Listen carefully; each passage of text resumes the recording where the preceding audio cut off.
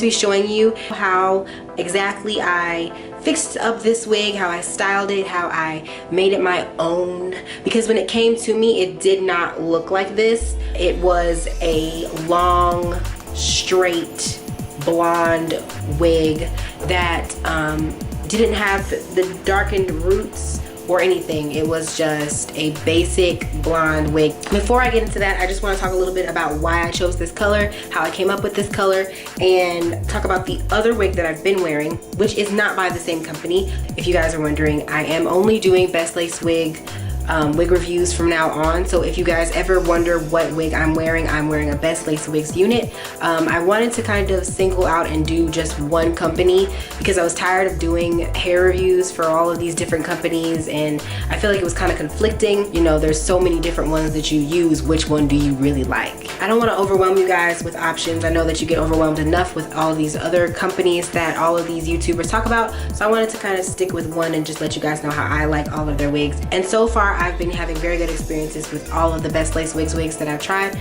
so I'm sticking with Best Lace wigs from now on. The other blonde wig that I have that I've been wearing pretty much non-stop, I am not a fan of like caramel, orangey, warm tone blondes. I don't like warm blondes at all on me. Golden blondes, they compete with my skin color and it doesn't help for my skin tone to pop. So what I've been looking for is like a muted basic blonde, like a dirty blonde, no yellow, no brassy undertones, nothing. And what I love about this color that I'm rocking right now is that the blonde, it's just cool tone. There's no warm tones in it. This wig came in this box. I really like their packaging. It doesn't get bent up and beat up in the package when they send it to you. This wig is the SW140. Colors are number 11 and number 12. And the length on this wig was a 20-inch. Now the only reason why I got this wig the way that it was is so that I can show you guys what it looks like if you get a stock blonde unit without having it customized. Because if you do get a wig customized, you have to wait like an extra 30 days for the wig to get to you. So I went ahead and got a stock unit that was this color, and that way it would be sent to me really quickly. I wouldn't have to worry about it taking forever for them to customize the unit. And then I just dyed the roots myself, and I'll show you guys a clip of me dyeing the roots. And I used color by Ion. I used an Ion color in I think a medium ash blonde or something like that.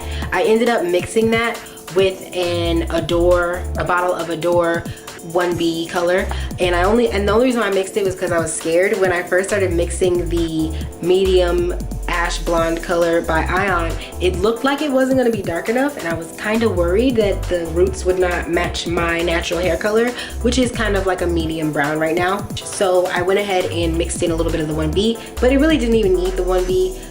It actually got a little too dark, so I didn't leave the color on as long as I should have, and ended up just washing it out after like 10 minutes or so. Went through the hair and I parted it, and I dyed the roots to this dark brown color. I didn't do a very good job dyeing right here. As you can see, there's like some parts where I kind of missed the roots, but for the most part it looks pretty good. You can't really tell. I washed the hair, blow dried it out. Wanted to do a medium length cut. I wanted to do kind of like right here. Unfortunately, when I was cutting it, I started too short, and I was like, oh crap, I started cutting it too short. So I just went ahead and cut it all the way around. I wanted a blunt bob, so I went ahead and cut it into like a blunt medium shoulder length bob.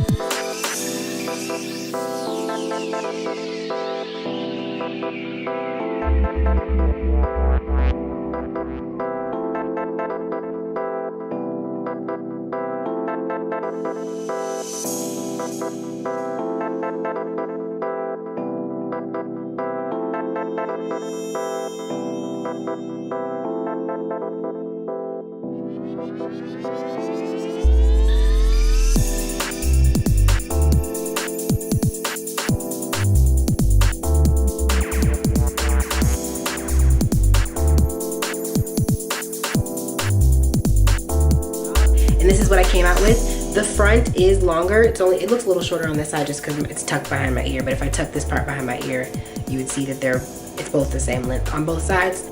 It's a little longer in the front than it is in the back, and I'll show you the back. And as you can see, it is a little shorter in the back than in the front.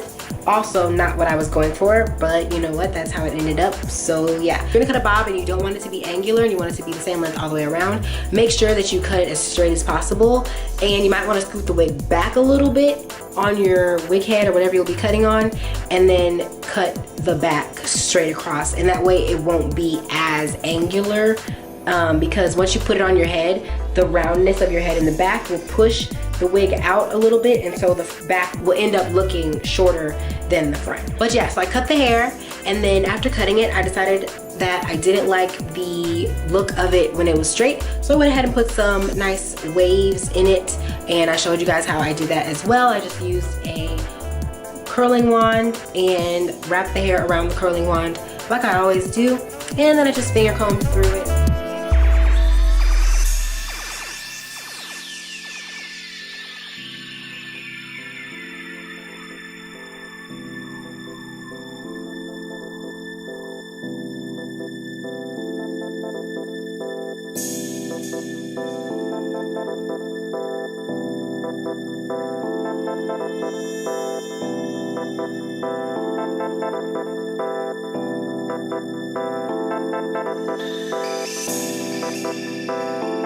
This is what the results look like, and I really like